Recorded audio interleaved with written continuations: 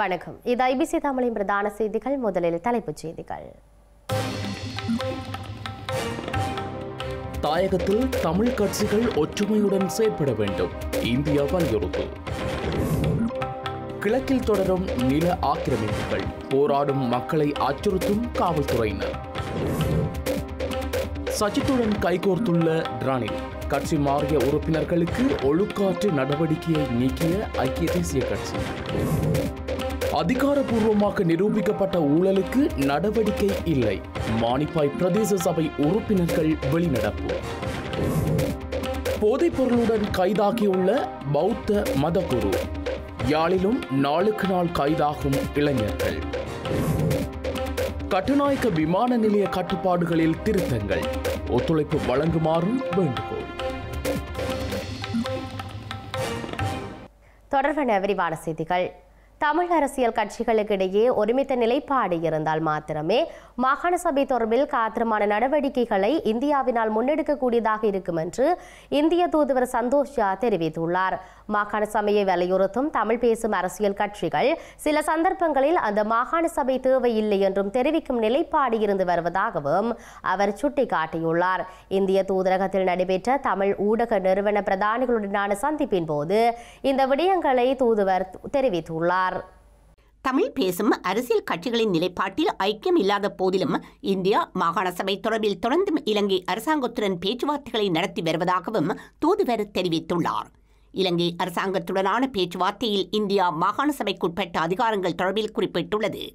வடக்கு கிழக்கு இணைந்த மாகாணத்தில் இலங்கை தமிழ் பேசும் மக்களுக்கு இந்த மாகாண சபையின் கீழ் முழுமையான பிராந்திய நிர்வாகம் நடைபெற வேண்டும் என்பதில் இந்தியா ஆர்வமாக இருந்து வருகின்றது. அதில் எந்த சந்தேகத்திற்கும் இடமில்லை என்று அவர் குறிப்பிட்டுள்ளார். ஆனால் தமிழ் அரசியல் கட்சிகளின் மத்தியில் விசேடமாக வடக்கு கிழக்கில் உள்ள அரசியல் கட்சிகளுக்கிடையில் இது விடயத்தில் ஒருமித்த கருத்துப்பாடு இல்லை. இந்த கட்சிகள் அனைத்தும் ஒன்றிணைந்து மாகாண சபை தொடர்பில் எழுத்து மூலம் எமக்கு உறுதியான நிலைப்பாட்டை அறிய தந்தால் இந்தியா பேச்சுவார்த்தைகளை வெற்றிகரமாக முன்னெடுக்கும் என்றும் அவர் குறிப்பிட்டுள்ளார். திருகோணமலை மாவட்ட செயலகத்தின் முன்பாக முத்துநகர் மக்கள் தங்கள் காணி உரிமைகளை பாதுகாக்க கோரி ஆரம்பித்த சத்தியாகிரக போராட்டம் இன்று 2வது நாளாகவும் தொடர்கின்றது. போராட்டத்தை குழப்பும் வகையில் காவல்துறையினர் செயற்படுவதாகவும் பொதுமக்கள் கருத்து வெளியிட்டுள்ளனர்.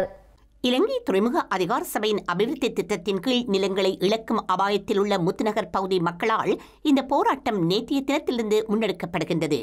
குறிப்பாக சூரிய மின் உற்பத்தி நிலையம் அமைக்கும் நோக்கில் பொதுமக்களின் விவசாய நிலங்கள் அபிவிருத்தி என்ற பெயரில் அபகரிக்கப்படுவதாக அவர்கள் குற்றம் சாட்டினர். போராட்டம் இடம்பெறும் இடத்தில் கூடாரம் அமைக்க முற்பட்ட போது அங்கு வந்த காவல்துறையினர் இடையூறு ஏற்படுத்தியதால் சில நேரங்களில் பரபரப்பு நிலவியுள்ளது. பல வழிகளிலாக அரசுக்கு எதிராக தங்கள் கோரிக்கைகளை முன்வைத்தும் இதுவரை எந்த தீர்வும் கிடைக்காத நிலையில்தான் சத்தியாகிரக போராட்டத்தை ஆரம்பித்திருப்பதாக முத்துநகர் மக்கள் ஊடகங்களிடம் தெரிவித்தனர். இதற்கிடையில் போராட்டத்திற்கான ஆதரவை வெளிப்படுத்திய மக்கள் எழுச்சி வேலை திட்டத்தில் வடபகுதி ஒருங்கிணைப்பாளர் நிமல் பியதிச கலந்து கொண்டார். ஸ்ரீலங்காவின் முன்னாள் ஜனாதிபதியான ரணில் விக்ரமசிங்க தலைமையிலான ஐக்கிய தேசிய கட்சியின் செயற்குழு சஜித் பிரேமதாச தலைமையிலான ஐக்கிய மக்கள் சக்தியில் இணைந்த உறுப்பினர்கள் மீது முன்னர் விதிக்கப்பட்ட அனைத்து தடைகள் மற்றும் ஒழுக்காற்று நடவடிக்கைகளை நீக்க முடிவு செய்துள்ளது. கொழும்பு புறக்கோட்டையில் உள்ள ஸ்ரீகொத்த கட்சி தலைமையகத்தில் நடைபெற்ற செயற்குழு கூட்டத்தில் இந்த முடிவு எடுக்கப்பட்டுள்ளது. இந்த கூட்டத்தின் போது இந்த நடவடிக்கையால் ஏற்படக்கூடிய சாத்தியமான சட்ட ரீதியிலான தாக்கங்களை ஆய்வு செய்வதற்காக முன்னாள் சட்டமா அதிபரும் ஜனாதிபதி சட்டத்தரணியுமான திலக் மாரப்பன தலைமையிலான ஒரு குழு நியமிக்கப்பட்டுள்ளது. ஐக்கிய மக்கள் சக்தியில் இணைந்த உறுப்பினர்கள் மீண்டும் ஐக்கிய தேசிய கட்சியுடன் ஒன்றிணைந்து பணியாற்றுவதை தடுத்திருந்த தடைகளை இந்த நடவடிக்கை நீக்கியுள்ளது என்று ஐக்கிய தேசிய கட்சியின் தவிசாளர் வஜ்ர அபேவர்தன தெரிவித்துள்ளார். முன்னாள் ஜனாதிபதி ரணில் விக்ரமசிங்க கைது செய்யப்பட்டதிலிருந்து கூட்டு அரசியல் முயற்சிகளை ஆதரித்த அனைத்து கட்சிகளுக்கும் நன்றி தெரிவிக்கும் தீர்மானத்தையும் ஐக்கிய தேசிய கட்சியின் செயற்குழு ஏகமனதாக நிறைவேற்றியுள்ளது. யாழ்ப்பாணம் மானிப்பாய் பிரதேச சபையில் இன்றைய தினம் இடம்பெற்ற மாதாந்த அமர்வில் தமிழீழ விடுதலை கழகத்தின் உறுப்பினர்கள் வெளிநடப்பு செய்துள்ளனர். சென்ற கூட்ட அறிக்கை தாமதமாக வழங்கப்பட்டதாகவும் கடந்த காலத்தில் இடம்பெற்ற ஊழல்களை ஆதாரபூர்வமாக நிரூபித்தும் அதற்கு எடுக்கப்பட்ட நடவடிக்கைகள் குறித்து தெரியப்படுத்தாததால் மானிப்பாய் பிரதேச சபையின் உறுப்பினர்கள் இருவர் வெளிநடப்பு செய்துள்ளனர். இந்த சபை கூட்ட அறிக்கை எங்களுக்கு நேற்று தான் தரப்பட்டது. உண்மையாகவே 4 நாளுக்கு முன்பு கொடுக்கப்பட வேண்டும். சட்ட ரீதியாக நேற்று தான் தரப்பட்டது. அதை விட நாங்கள் கடந்த காலத்தில் நடந்த ஊழல் சம்பந்தமான வழக்கு அந்த விசாரணை அறிக்கையை கேட்டு இன்று வரைக்கும் தரையில்லை. அப்போ இங்கேருந்து போன பொருட்களுக்கு என்ன நிலைமை? என்ன பொருட்கள், என்ன ஊழல்? பல்பு பயர்கள் சட்டடை ஏற்றி ஆதாரத்தோடு நாங்கள் பிடிச்சு ஆதாரத்தோட விசாரணை நடந்தது. சிஎல்சி ஆஃபீஸில் விசாரணை நடந்து, இந்த ஏஎல்சி ஆஃபீஸில் விசாரணை நடந்து, சிஎல்சி ஆஃபீஸ்லேயும் விசாரணை நடந்து, விசாரணை முடிஞ்சு அவைக்கு பதவி உயர்வு கொடுத்து அந்த உத்தியோகத்தரெல்லாம் அனுப்பப்பட்டாச்சு. அப்போ அந்த இங்கேருந்து போன பொருட்களுக்கு என்ன நடந்ததுன்றது, யாருக்கு பதவி உயர்வு கொடுக்கப்பட்டது? இங்கே இருந்த செயலாளருக்கு, மற்றது அந்த அதுக்கு பொறுப்பாக இருந்த அந்த பல்புக்கு பொறுப்பாக இருந்த அதிகாரி அவருக்கு. இது எந்த காலப்பகுதிக்கு நடந்தது? இது கடந்த சபை இருக்கிற காலத்தில் நடந்தது. கடந்த சபை இருந்த காலத்தில் உங்களோட ஊடகங்களுக்கும் நாங்கள் தெரிவிக்கிறாங்களா, ஆனால் அது ஊடகங்களில் பெருசாக அந்த காலத்தில் வரையில் ஊடகவியலாளர்கள் இங்கே நிறைய பேர் இருந்தவை. எல்லாருக்குமே இந்த விஷயம் தெரியும். இது பெரிய இஷ்யூவாக நடந்தது. அதை விட கேமரா டெண்டர் நடந்தது. அதில் டெண்டரில் ஒரு ஃபார்ம் இருக்குது, பி ஃபார்ம்ண்டு. அதை கிளிக்கல, அதை ஒட்டின வழி இருக்கணும். அதை கிழிச்சு அதுக்குள்ளே இருந்த ஒரு இதை கிழிச்சிட்டு இன்னொரு ஆளுக்கு டெண்டர் கொடுத்தது. அதை பிடிச்சிட்டோம். பி ஃபார்ம் கிழிக்கப்பட்டிருக்கின்றதை தவிசாளர் சபையில் ஒத்துக்கொண்டு அந்த விசாரணைக்கு என்ன நடந்ததுன்ட்டு ஒன்றுமே தெரியாது. இப்போ தொடர்ந்து இந்த நடவடிக்கைகள் நாங்கள் விட்டுட்டு போக இயலாது. இப்போ நல்ல ஒரு தீர்வு கிடைக்கக்கூடிய ஒரு இது இருக்குது. இது சம்பந்தமாக எங்களுக்கு அறிக்கை வந்தோன்னே நாங்கள் அதை கொண்டு போய் சேர்க்க வேண்டிய இடத்த சேர்த்து இந்த விசாரணை என்ன நடந்ததுன்னு எங்களுக்கு நாங்கள் தெரிஞ்சு கொள்வோம். ஊழல் நடந்ததுன்னு சொல்கிறீங்களா? அது எவ்வளோ வறுமையான மோசடி அதில் நடந்துட்டு அதுதான் தெரியல. எவ்வளோ வறுமதியான சாமான் ஒரு பட்டா ஃபுல்லாக ஏற்றுக்கு கொண்டு போகப்பட்டது. இப்போ என்ன சொல்லி நம்மளுக்கு அதெல்லாம் விசாரணை முடிஞ்சுது. அன்றைக்கு எங்களுக்கு விசாரணை கோப்பி அனுப்பவும் இல்லை. அன்றைக்கு செயலாளர் பதில் சொன்னவர் விசாரணை கோப்பி எங்களுக்கு அனுப்பவும் இல்லை. அது விசாரணையெல்லாம் இன்கொயரி எல்லாம் முடிஞ்சு அது ஃபைல் க்ளோஸ் பண்ணியாச்சு. எங்களுக்கு ஃபைல் க்ளோஸ் பண்ணியாச்சு, முடிஞ்சுதுன்னு சொல்லி தான் ஒரு கடிதம் தந்தேன். நான் அதை எழுத்து மூலம் தாங்க ஒன்று இன்னும் தரையில்லை. இன்றைக்கு நீங்கள் சபையில் என்ன சொல்லிட்டு வந்து நீங்கள் வழியில் என்ன சபையில் நாங்கள் ஒரு கௌரவ உறுப்பினர், எங்களை கௌரவமாக நாங்கள் கேட்குறத தரணும். சாதாரண மக்கள் மாதிரி எழுத்து மூலம் ஒரு சபையில் நாங்கள் என்னத்துக்கு வரோம்? மக்கள்கிட்ட பிரச்சனையை கதைக்கிறது. அப்போ அந்த மக்கள் பிரச்சனையை நாங்கள் கதைக்கிறதுக்கு வந்தால் நாங்கள் மக்கள் சம்மந்தப்பட்ட விடயங்களை கேட்கும் பொழுது எங்களுக்கு தரப்பட வேண்டும். எங்களுக்கு தரப்படாமல் நாங்கள் தகவலறியும் சட்டம் மூலம் சாதாரண குடிமகன் மாதிரி எழுதி வேண்டும் என்றால் நாங்களே அந்த சபையில் இருப்போம். நாளைக்கு நாங்கள் எழுதி வேண்டுகிறோம் என்று சொல்லி போட்டு நாங்கள் சபையை விட்டு வெளிநடப்பு செய்து வந்தோம். கட்டுநாயக்க சர்வதேச விமான நிலையத்தில் புறப்பாடு மண்டபத்துக்கு பார்வையாளர்கள் நுழைவதற்கான கட்டுப்பாடுகளில் திருத்தங்கள் மேற்கொள்ளப்பட்டுள்ளதாக அறிவிக்கப்பட்டுள்ளது. கட்டுநாயக்க விமான நிலையம் அறிக்கை ஒன்றை வெளியிட்டு இந்த விடயத்தை தெரிவித்துள்ளது. புறப்படும் மண்டபத்திற்கு உச்ச நேரங்களில் பார்வையாளர்கள் நுழைவதற்கான கட்டுப்பாடு சீரான முறையில் முன்னெடுக்கும் வகையில் மாற்றப்பட்டுள்ளது. புதுப்பிக்கப்பட்ட அறிவுறுத்தல்களுக்கு அமைய வியாழன் மற்றும் சனிக்கிழமைகளில் இரவு 10 மணி முதல் நள்ளிரவு 12 மணி வரை புறப்படும் பகுதிக்கு பயணிகள் அல்லாதோருக்கு அனுமதி மறுக்கப்பட்டுள்ளது. ஏற்கனவே வியாழன் மற்றும் வெள்ளிக்கிழமைகளில் இந்த கட்டுப்பாடு விதிக்கப்பட்டிருந்தது. தற்போது அதில் மாற்றம் மேற்கொள்ளப்பட்டுள்ளது. இந்த மாற்றமானது அனைத்து பயணிகள் மற்றும் விமான நிலைய வருகையாளர் அனைவருக்கும் எளிதான மற்றும் தடையற்ற சேவையை வழங்குவதற்காக மேற்கொள்ளப்பட்டுள்ளது. நிலைமையினை புரிந்து கொண்டு ஒத்துழைப்பு வழங்கும் மக்களுக்கு நன்றி தெரிவிப்பதாக கட்டுநாயக்க விமான நிலையம் விடுத்துள்ள அறிக்கையில் குறிப்பிடப்பட்டுள்ளது. போதைப்பொருள் வழக்குடன் தொடர்புடைய சந்தேக நபரான சம்பத் மனம்பேரிக்காக முன்னிலையான சட்டத்தரணி ஒருவரிடமிருந்து துப்பாக்கி கண்டுபிடிக்கப்பட்டதாக காவல்துறையினர் தெரிவித்துள்ளனர். மித்தனியவில் போதைப்பொருள் கடத்தல்காரரான கஜா மற்றும் அவரது 2 பிள்ளைகள் கொலை செய்யப்பட்ட வழக்கு மற்றும் மித்தனிய பகுதியில் ஐஸ் ரக போதைப் பொருளை தயாரிக்க பயன்படுத்தப்பட்டதாக சந்தேகிக்கப்படும் 2 ரசாயன கொள்கலன்கள் கண்டுபிடிக்கப்பட்டமை தொடர்பான வழக்குகள் நேற்று வலஸ்முல்ல நீதவான் நீதிமன்றத்தில் விசாரணைக்கு வந்திருந்தது.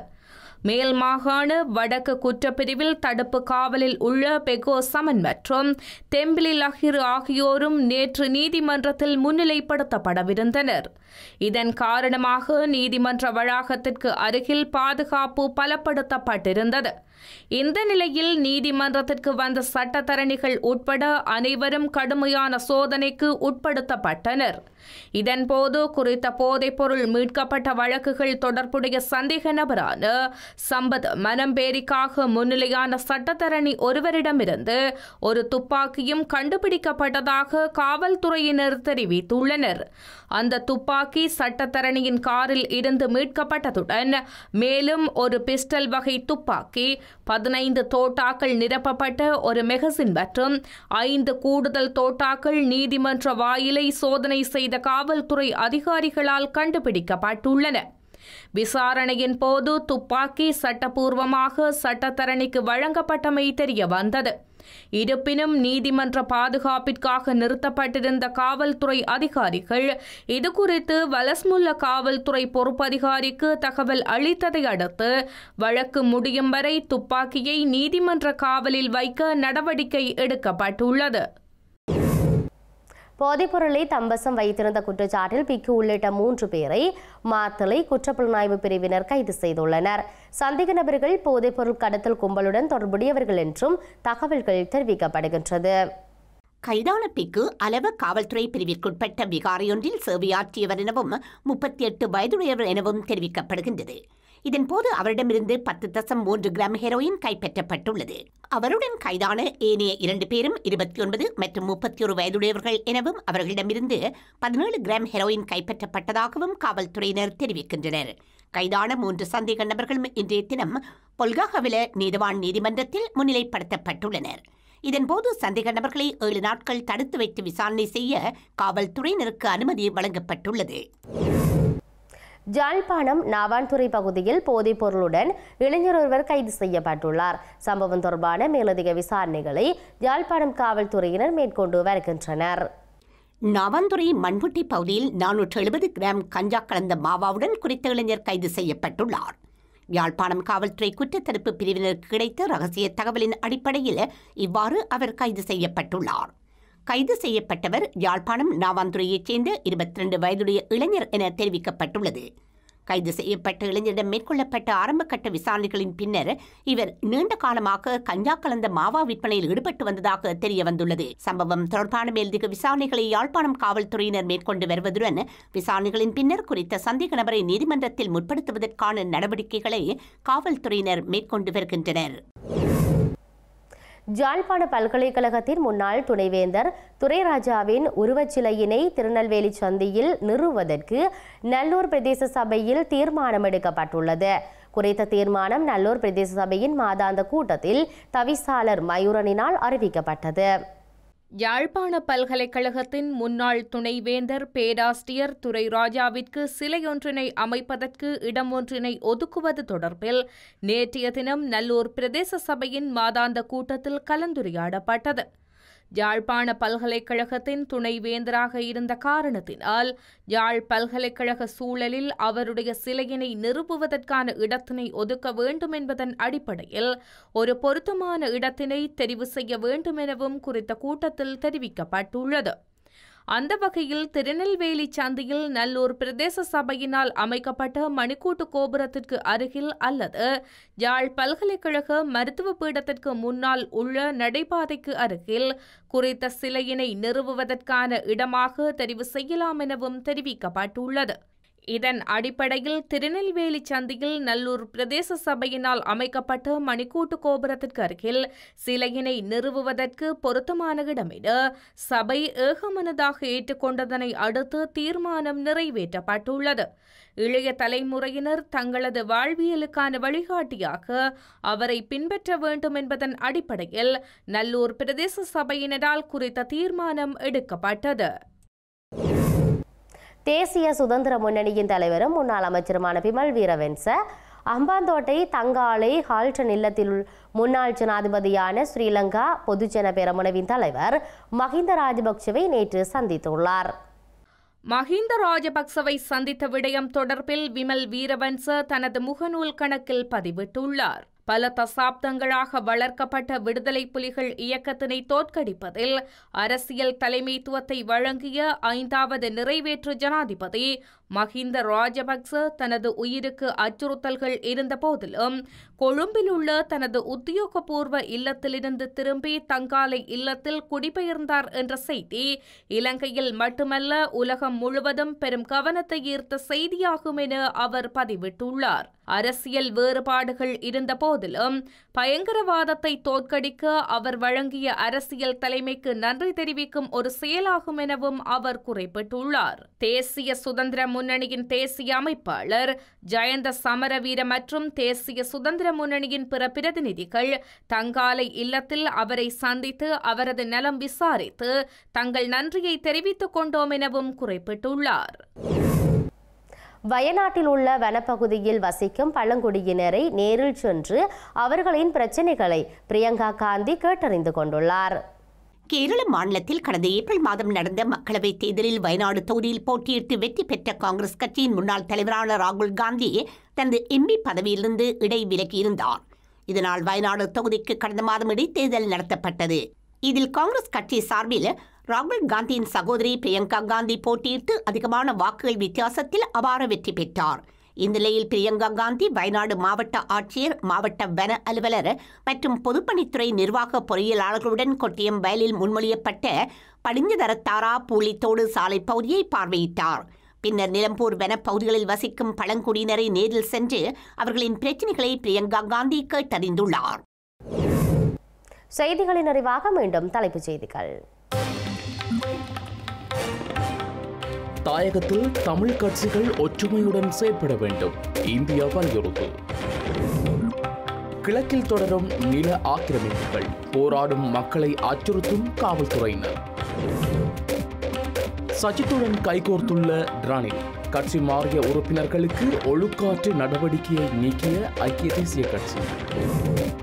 அதிகாரப்பூர்வமாக நிரூபிக்கப்பட்ட ஊழலுக்கு நடவடிக்கை இல்லை, மானிப்பாய் பிரதேச சபை உறுப்பினர்கள் வெளிநடப்பு. போதைப் பொருளுடன் கைதாகியுள்ள பௌத்த மதகுரு, யாழிலும் நாளுக்கு நாள் கைதாகும் இளைஞர்கள். கட்டுநாயக்க விமான நிலைய கட்டுப்பாடுகளில் திருத்தங்கள், ஒத்துழைப்பு வழங்குமாறும் வேண்டுகோள்.